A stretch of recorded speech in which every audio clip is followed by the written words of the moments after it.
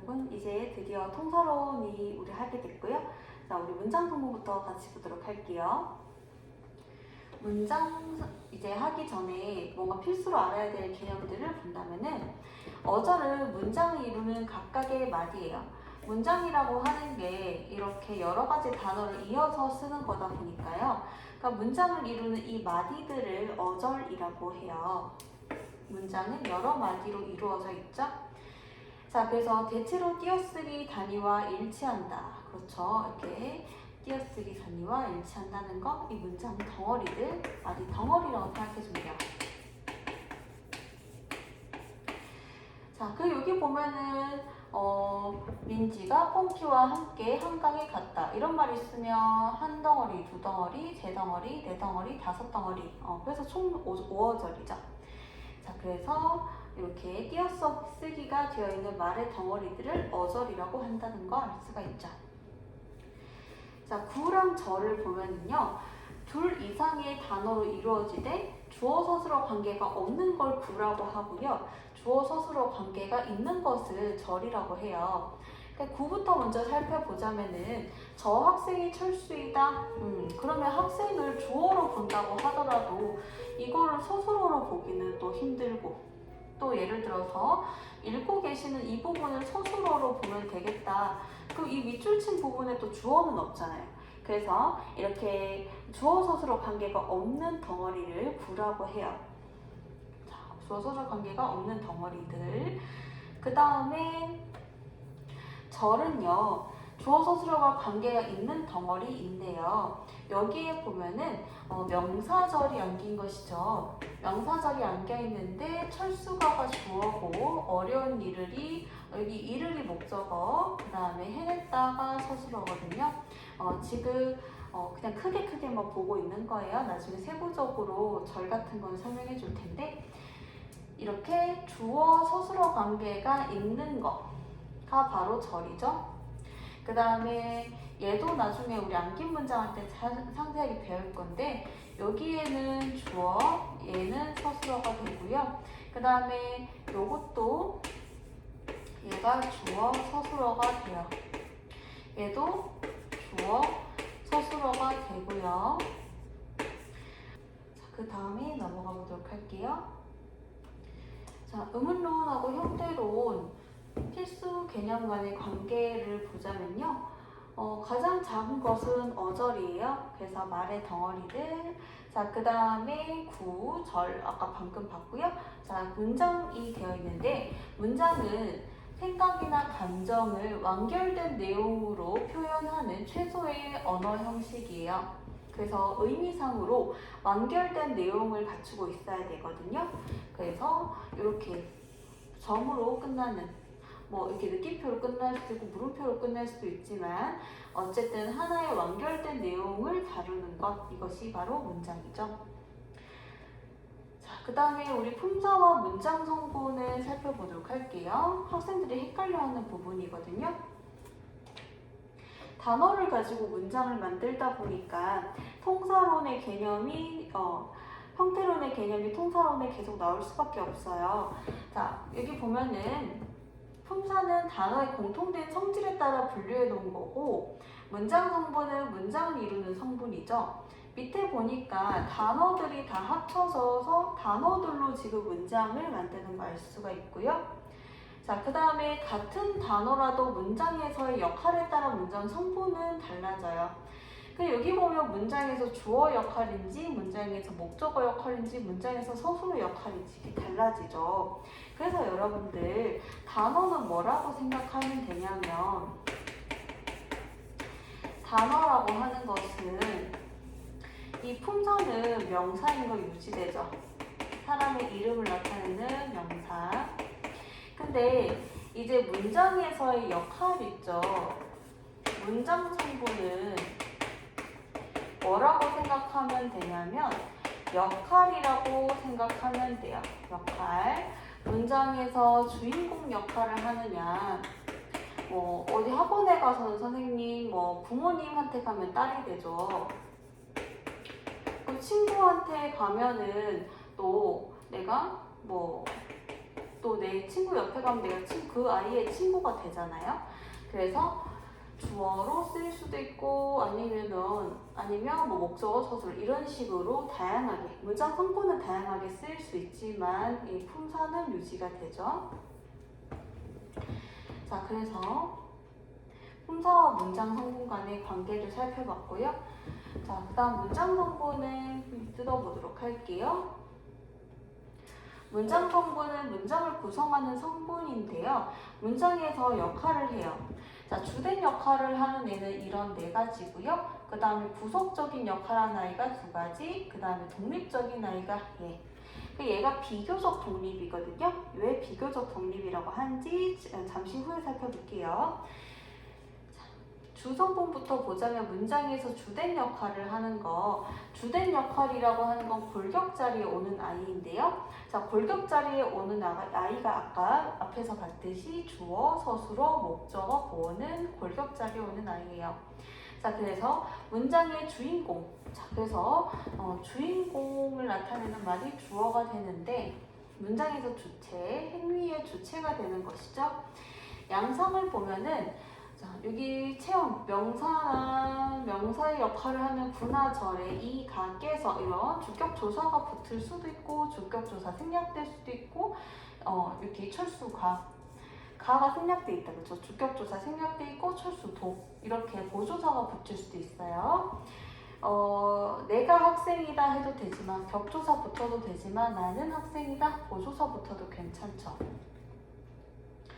자, 그 다음에 서술어 부분에 보면은요, 주어를 서술해주는 말이에요. 설명해주는 아이. 자, 그래서 서술어 종류에 따라서 이런 식의 유형으로 나눠지는데요. 자, 여기에 보면은 이렇게 서술어가 여러 종류 유형으로 되는데요. 일단 서술어 자릿수를 같이 볼게요. 학생들이 이거를 굉장히 어려워하는데 서술어가 필요로 하는 문장 성분의 개수. 자, 여러분 여기 적어볼까요? 자, 우리나라는 서술어 중심의 언어. 우리나라는 서술어가 굉장히 발달되어 있거든요. 그렇다 보니까 서술어가요, 자기가 필요로 하는 문장 성분들을 결정해요. 자기가 어떤 문장 성분이 필요하다라고 결정을 해요. 자, 그래서 여기 보면은 서술어가 필요로 하는 문장 성분의 개수가 1개면 1자리 서술어, 2개면 2자리 서술어, 3개면 3자리 서술어가 돼요. 여기 보면은 1자리 서술어는 주어 하나만 필수적으로 요구해요. 멋지다, 주어가 필요로 하죠. 예쁘다, 누가 예쁜지, 피었다, 뭐가 피었는지 주어를 필요로 하는 거 알 수가 있죠. 자, 그 다음에 2자리 서술어를 보면은요, 첫 번째 케이스는 목적어를 요구하는 케이스예요. 보면은 누가 누구를 보았다. 자, 보았다라고 하는 건 누가 봤는지, 그 누구를 봤는지가 필요하죠. 그 다음에 보어라고 하는 것은 보충해주는 말. 자, 되다 뭐가 됐는지, 누가 뭐가 됐는지가 필요하죠. 그 다음에 필수적 부사어를 요구하는 아이들. 예를 들면 같다. 자, 같은데 주어, 그 다음에 얘가 필수적 부사어죠. 만약에 보석과가 빠지면 뭐랑 같은지를 알 수 없잖아요. 그래서 이게 필수적 부사어. 그 부사어는 여러분들 적어볼까요? 부사어라고 하는 문장 성분은 수의적이거든요. 그래서 사실은 얘는요, 있어도 되고 없어도 되는 아이예요. 자, 그런데 있어도 되고 아니면은 없어도 되는, 반드시 있어야 하는 아이는 아니라는 것이죠. 자, 그런데 이때는 필수적 부사어는 여러분 생략이 불가능해요. 반드시 있어야 하는 부사어예요. 여기에서 보석과를 빼버리면 꿈이 뭐랑 같은지 알 수가 없잖아요. 그쵸? 이런 애들이 필수적 부사어다. 자, 그 다음에 3자리 서술어를 보도록 할게요. 자, 3자리 서술어는 3개의 문장 성분을 필요로 하는데요. 여기에서 필수적 부사어도 필요하고 그 다음에 목적어를 요구하는 아이네요. 자, 그래서 여기 보면은 용기를 주셨다, 누가 누구에게 무엇을 이라는 이 3가지가 필요한 거 알 수 있죠. 자, 그 다음에 얘도 마찬가지예요. 주어를 필요로 하고 목적어 필요로 하고 부서를 필요로 하네요. 자, 이런 애들 주어, 목적어, 부서 세 가지를 요구하는 아이들 세 자리 서술어라는 거죠. 자, 그 다음 목적어는요. 서술어의 행위가 영향을 미치는 대상이 바로 목적어예요. 목적어 뜻이 뭐야? 라고 했을 때 애들이 을을 붙는 거예요 라고 많이 대답하는데요. 그렇게 대답하면 틀릴 수도 있어요. 왜냐면 을이 안 붙는 목적어도 있으니까요. 자, 그래서 서술어 행위가 영향을 미친 대상인데 여기 보면 먹는데 나를 먹어요? 밥을 먹어요? 밥을 먹죠. 그러니까 서술어 행위가 영향을 미치는 이 대상이 바로 목적어가 돼요. 예를 들어서 밥을 먹었다 할 때 을을 생각하고 밥 먹었다 해도 괜찮잖아요. 이때도 을이라는 격조사를 생략을 하더라도 영향을 미치는 대상인 밥이 목적어인 건 변화가 없죠. 그 다음에 우리 타동사, 자동사를 보면요. 자동사는 동작이나 작용이 주어에만 미치는 거예요. 그래서 꽃이 피고 그 다음에 해가 솟는 거죠. 자, 그 다음에 동작이나 작용이 목적어에 미치는 거. 내가 노래를 부르다 라고 했을 때 주어가 있고 목적어가 있고 서술어가 있으면요. 여기에 보면은 목적어에 미치는 거가 타동사, 여기 부르다라고 하는 것은 반드시 목적어를 필요로 하는 거예요. 만약에 목적어가 없으면 내가 부르다 하면은 말이 안 되죠. 그쵸? 자, 그래서 목적어를 반드시 필요로 한다는 거 알 수가 있죠. 타동사는. 그리고 동작이나 작용이 목적어에 미치는 거 알 수가 있어요. 자, 그 다음에 양상은 목적격 조사를 생략할 수도 있고 그 다음에 보조사가 붙여지기도 하죠. 자, 을을 붙여도 되고요. 그 다음에 보조사 붙여도 된다는 거. 자, 그 다음에 아니면 목적격 조사 생략한 것도 괜찮죠. 아니면 보조사랑 목적격 조사 같이 붙은 것도 괜찮고요. 보호는 보충해주는 말인데 서술어 되다 아니다 앞에서 자, 이거는 서술어 무조건 고정이에요. 첫 번째는 되다, 두 번째는 아니다. 이 두 가지만 돼요. 이 두 가지 서술어 앞에서 보충해주는 말이에요. 자, 그랬을 때 나는 선생님이 되었다라고 했을 때 여기 밑줄 친 부분이 없어지면 문장이 완벽하지가 않죠? 의미가 전달이 안 돼요. 문장을 보충해주는 말이에요. 자, 이때 나는이 주어가 되고 얘는 보충해주는 말인 보어가 되는 것이죠. 자, 그 다음에 양성을 보면은 복격조사 이가는 생략될 수도 있고 그 다음 보조사가 붙을 수도 있다. 자, 여기 보면은 아니다 앞에 있는 얘가 보어고 자, 여기 얘네들은 생략될 수도 있고 보조사가 붙을 수도 있다는 거. 그는 학생도 아니야. 이렇게 해도 괜찮잖아요. 그쵸? 자, 그 다음 부속성분은 부속적인 역할을 해주는 거예요. 자, 일반적으로 주성분을 수식하는 아이들.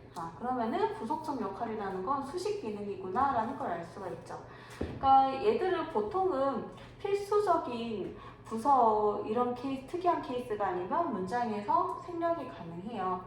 자, 그래서 밑에 보니까 관용어는 체온을 수식을 하죠. 자, 그래서 여기 보면은 새 옷, 좋은 옷, 예쁜 옷 이런 식으로 수식을 하고 있는 아이를 볼 수가 있는데요. 자, 관용어 관련해서는 여러분이 한번 필기를 해볼게요. 자, 새라고 하는 거 품사 먼저 살펴볼게요. 품사는 얘가 관형사죠. 새 옷 할 때. 자, 그럼 문장 성분은 뭐가 돼요? 문장 성분. 문장에서 역할을 뒷말을 수식하고 있는 관형어가 되죠. 그리고 시골의를 보면은요. 자, 얘는 시골이라고 하면은 시골은 명사고 품사가 의라고 하는 거는 조사잖아요. 관형격 조사. 근데 얘네 둘이 합치면은 관형어. 예를 들어서 시골의 집 이런 식으로 집을 수식할 수 있잖아요. 자, 그 다음에 예쁜. 자, 예쁘다라고 하는 것은 품사는 형용사죠. 그리고 니은이라고 하는 얘는 우리 아직 안 배웠지만 전성어미예요. 전성어미는 문장에서의 품사는 유지해주고 문장에서 역할만 바꿔주거든요. 그래서 예쁜이라고 하는 거는 관용어, 예쁜 사람 이런 식으로 뒷말을 수식할 수 있죠.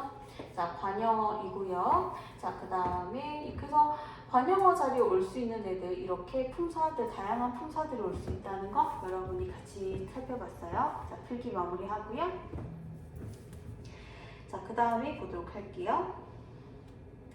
자, 그 다음 부서, 그래서 관형사가 그대로 관형어가 되거나 아니면 체언에다가 관형격조사 의가 붙어서 관형어가 되거나 아니면은 용언의 관형사형이 관형어가 된다는 거 방금 같이 살폈고요. 자, 부서를 보면은 여러 가지로 꾸며주는 문장 성분이에요. 자, 그래서 부사가 부사어로 쓰일 수도 있거든요. 매우는 품사 자체도 부사고 문장에서 역할은 부사어죠. 자, 그 다음에 그녀라고 하는 건 그녀라고 하는 건 대명사잖아요. 자, 대명사에다가 여기에 격조사가 붙어가지고 이 자체가 부사어가 되는 것이죠. 자, 그러면 여러분들 여러 가지 특징을 살펴볼 건데 보조사가 붙을 수도 있다. 빨리도 간다 했을 때 도 이런 보조사 붙을 수도 있고요. 아니면은 문장 부사의 경우 자리 옮김이 확실히 그것은 멋지다 해도 되고 중간에 딱 들어가도 되고 성분 부사 같은 경우는 수식받는 거 앞에 오는 거가 당연히 자연스럽죠. 아주가 빨리를 수식하잖아요. 근데 그러면은 수식받는 거 앞에 꾸며주는 애가 와야 그래야 이제 자연스럽게 되는 것이죠. 자, 그래서 요거는 여러분들 뭐를 같이 정리를 해볼 거냐면은 빠르다를 한번 요거와 관련해서 정리를 한번 해볼게요. 빠르다의 품사는 형용사예요. 자, 그러면은 빠르게를 보도록 할게요. 빠르게. 자, 빠르게 달린다 할 때 그러면은 빠르게라고 하는 거는 품사로 치면은 얘는 형용사죠. 빠르다에다가 게가 붙은 거니까요. 자, 그러면은 빠르다가 얘가 빠르게가 빠르다 플러스 게거든요. 빠르다라는 형용사에다가 게가 붙은 거예요. 자, 그러면은 게라고 하는 거는 관형사형 전성어미거든요. 게라고 하는 거는 부사형 전성어미예요. 말을 잘못했어요. 부사형 전성어미.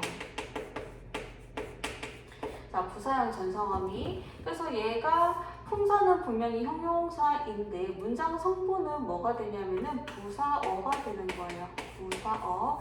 빠르게 달린다. 달리다라는 동사를 수식할 수 있게. 그 다음에 빠르다, 빠르게, 빨리를 보도록 할게요. 빨리. 자, 빨리라고 하는 것은 원래 빠르다에다가 빠르다라고 하면 형용사잖아요. 빠르다라는 거에다가 이가 붙은 거예요. 이때 이라고 하는 거는 품사 자체를 부사로 바꿔주거든요. 그래서 얘는 부사화 정미사예요. 부사화 정미사. 자, 부사로 만들어주는 전미사라서 얘는 빨리는 품사가 부사로 바뀌었죠. 그리고 얘 문장 성분도 보면은 빨리 달리다. 달리다라는 동사를 수식과 서술어를 수식할 수 있으니 얘는 부사어가 되겠죠. 자, 그래서 빠르다라는 형용사를 여러 가지로 얘 부사어로 쓰일 때 게를 붙이면은 원래 품사 유지하고 그 다음에 부사와 전미사 붙으면은 품사가 바뀌어서 부사어로 쓰이는 거 요거 같이 정리를 한번 해봤어요. 자, 여러분 정리를 하고요.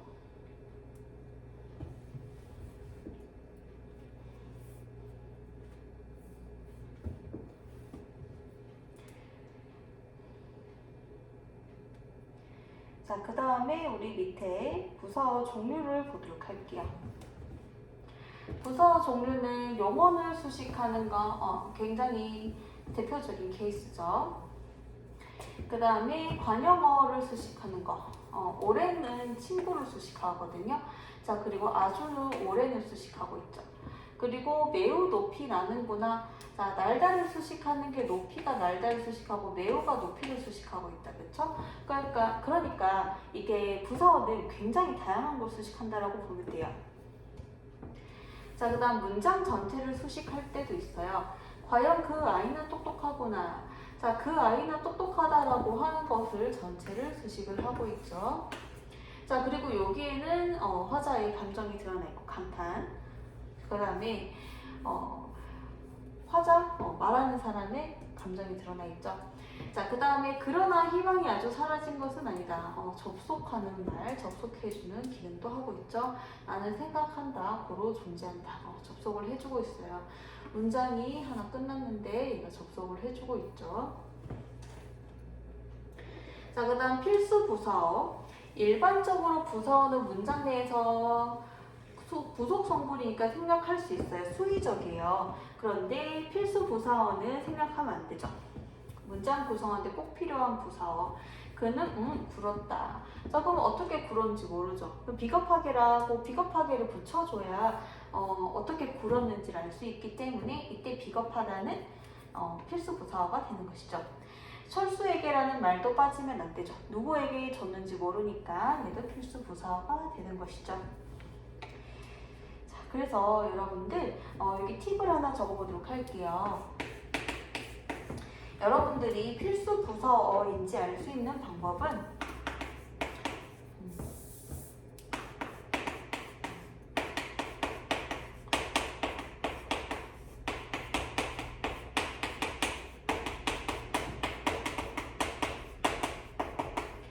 그 해당 부분을 손으로 가려보세요.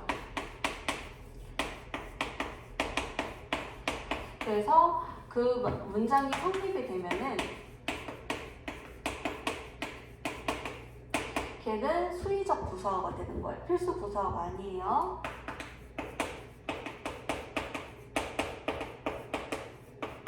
그리고 손으로 가려서 문장이 성립되지 않으면 걔는 반드시 필요한 거가 되겠죠. 그러니까 손으로 가려서 문장 성립이 안 되는 건 반드시 있어야 하는 필수 부사어가 되는 것이죠.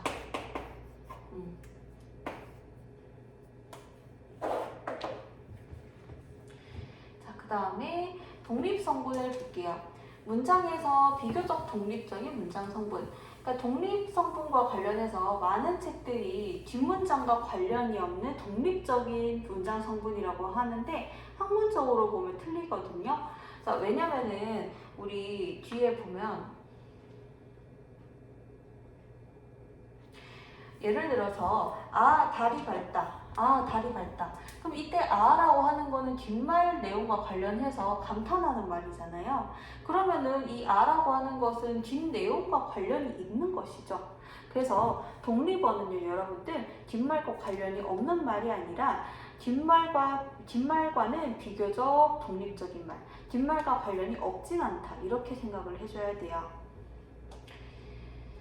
그래서 다시 한번 보자면 비교적 독립적인이라는 말이죠. 비교적. 완전히 관련이 없다는 아니에요. 비교적 독립적이다. 자, 직접적인 관련이 적다. 그래서 독립어 아까 정의 이야기했었고요. 그 다음에 감탄사가 이렇게 독립어에 쓰일 수 있고요. 그 다음에 체험에다가 본격 조사가 쓰여서 이렇게 독립어로 쓸 수도 있어요. 자, 이렇게 해서 문장 성분은 다 끝이 났고요. 그래서 이제 그 다음 강의에서 우리 한번 만나보도록 할게요. 네, 고생했어요.